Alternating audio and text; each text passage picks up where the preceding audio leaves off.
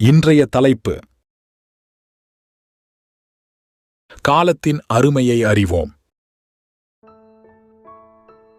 விஜயபுரி என்ற நாட்டை விவேகவர்மன் என்ற அரசன் ஆண்டு வந்தான். அவன் அரசவையில் நன்கு கற்றிருந்த அறிஞர்கள் இடம்பெற்றிருந்தனர். அரசன் ஒரு நாள் அந்த அறிஞர்களை பார்த்து, அறிஞர் பெருமக்களே, வாழ்க்கையில் மிகவும் மதிப்பு வாய்ந்த பொருள் எது என்று கேட்டான். இந்த கேள்வியை கேட்டதும் முதல் அறிஞர், வாழ்க்கையில் மிகவும் மதிப்பு வாய்ந்த பொருள் உயிர்தான். உயிரில்லை என்றால் நம் வாழ்க்கையில் ஒன்றும் அனுபவிக்க முடியாது என்றான். இரண்டாவது அறிஞர், மன்னா, வாழ்க்கையில் மிகவும் மதிப்பு வாய்ந்தது அறிவுதான். அறிவில்லாமல் ஒருவரும் வாழ முடியாது என்று பதிலளித்தார். மூன்றாவது அறிஞர் எழுந்து, அரசே, வாழ்க்கையில் பொறுமையின்றி நாம் ஒரு கணம் கூட வாழ முடியாது. எனவே மிகவும் விலை உயர்ந்தது பொறுமைதான் என்று பதிலளித்தார். நான்காவது அறிஞர், அரசே, நம்ம பூமிக்கு வேண்டிய ஆற்றல் சூரியனிடமிருந்துதான் கிடைக்கிறது. சூரியன் இல்லை என்றால் பூமியில் உயிர்கள் கிடையாது.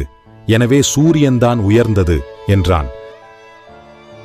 ஐந்தாவது அறிஞர், வாழ்க்கையில் அனைத்தும் இருந்து அன்பு இல்லாவிட்டால் மனிதன் வாழ்ந்து ஒரு பயனும் இல்லை. எனவே அன்புதான் மிக மதிப்பு வாய்ந்தது என்றார். இறுதியாக ஓர் அறிஞர் எழுந்து, அரசே, காலம்தான் அனைத்தையும் விட மிக மிக மதிப்பு வாய்ந்த பொருள். நமக்கு காலம் இல்லையானால் உயிரிருந்து என்ன பயன்? அறிவை பயன்படுத்த நமக்கு நேரம் எது? பொறுமையாக இருக்க ஏது அவகாசம்? சூரியனை பயன்படுத்த ஏது காலம்? அன்பு காட்ட ஏது வாய்ப்பு? எனவே உலகிலேயே மிகவும் மதிப்பு வாய்ந்த பொருள் காலம்தான். ஆகவே அதனை வீணாக்காமல் நம்முடைய ஆக்கப் பணிகளுக்கு எந்தெந்த வகையிலெல்லாம் அதனை பயன்படுத்திக் கொள்ள முடியுமோ அந்தந்த வகையிலெல்லாம் பயன்படுத்திக் கொள்ள வேண்டும் என்றார். அரசர் அந்த ஆறாவது அறிஞர் கூறிய கருத்துதான் சிறந்தது என்று பாராட்டி அந்த கருத்தை ஏற்றுக்கொண்டார். காலத்தின் அருமையை குறித்து மிகவும் அழகாக விளக்கிய ஆறாவது அறிஞருக்கு அவர் மனம் விரும்பும் வகையில் எண்ணற்ற பரிசுகளை கொடுத்து பாராட்டினார். அது மட்டுமல்ல, அவரை தனது அமைச்சராக நியமித்து கௌரவப்படுத்தினார். மற்ற 5 அறிஞர்களும் அரசரின் செயலை பாராட்டினர்.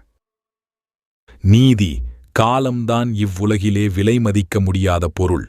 காலத்தை தவறவிட்டவர்கள் வாழ்க்கையில் முன்னேற முடியாது. எனவே இளமையிலே நன்கு கற்க வேண்டும். நன்றி. வணக்கம். இந்த கதை உங்களுக்கு பிடிச்சிருந்தால் லைக் மற்றும் சப்ஸ்கிரைப் செய்யவும்.